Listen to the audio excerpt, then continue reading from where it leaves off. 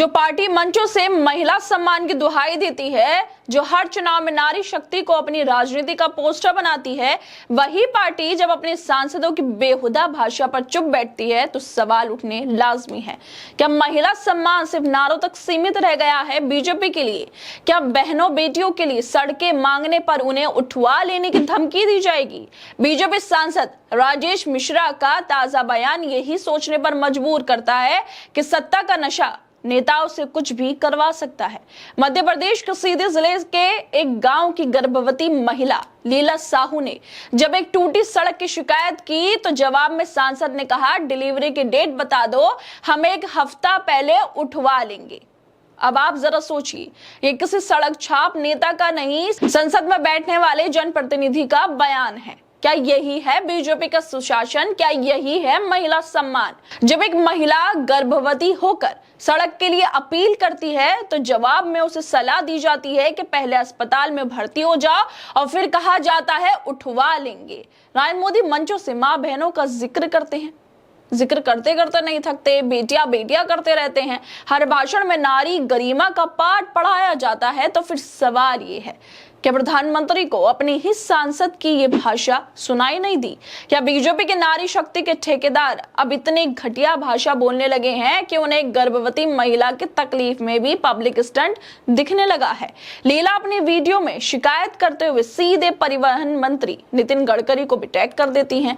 असल में जो लीला है, इन्होंने सोशल मीडिया पे अपनी एक वीडियो साझा की थी जिसमें इन्होंने सड़क जो है मध्य प्रदेश में जहां पर ये रहती हैं, जिस गांव में, वहां के सड़कों को दिखाते हुए कहा था कि गर्भवती हैं और ये सड़कें अभी तक ठीक नहीं हुई। वह पक्की सड़कों के लिए आवाज उठाती हैं। और इसके साथ ही लीला ने सीधे सांसद पर आरोप भी लगाया। उन्होंने साल भर पहले सड़क बनाने का वादा किया था, लेकिन अब तक सड़क नहीं बनी। इस तरह की बातें लीला अपनी वीडियो में कहती हैं। वो कहती हैं कि सांसद जी, जब आप में हिम्मत नहीं थी इस रोड को बनवाने की तो आपने मुझसे झूठा वादा क्यों किया? आप पहले ही बता देते कि आप में हिम्मत नहीं है तो मैं आपसे बड़े नेताओं से मिलती, नितिन गडकरी से मिलती या नरेंद्र मोदी से मिलती, किसी से मिलती, अर्जी देती तो सुनवाई होती। आपके बस का नहीं था तो आपने वादा क्यों किया? मैं आपको बता देना चाहती हूं कि मैं गर्भवती हूं, 9वां महीना चल रहा है। कुछ भी करके सड़क बनवाइए। किसी भी समय हमको जरूरत पड़ गई तो हम क्या करेंगे? एम्बुलेंस यहां तक नहीं आ पाई तो इन सब के जिम्मेदार आप होंगे।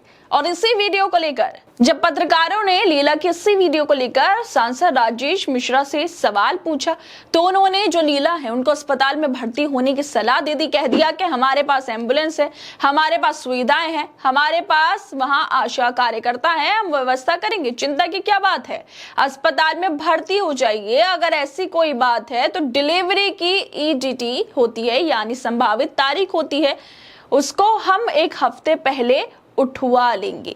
ये पहली बार नहीं है जब बीजेपी नेताओं ने महिलाओं को लेकर आपत्तिजनक बयान दिए। फर्क सिर्फ इतना है कि हर बार पार्टी चुप रहती है, कभी कोई कार्रवाई नहीं करती है।